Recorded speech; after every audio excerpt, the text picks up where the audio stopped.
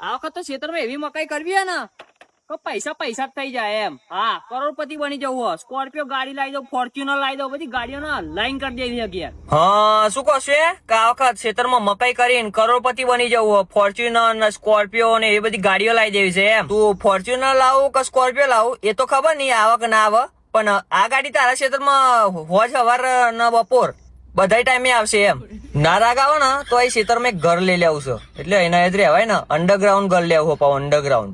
ભવની તમે આયલા મકાઈ મેળવા? ઓએ ઓએ, દાદાગીરી કોને બતાવા હું?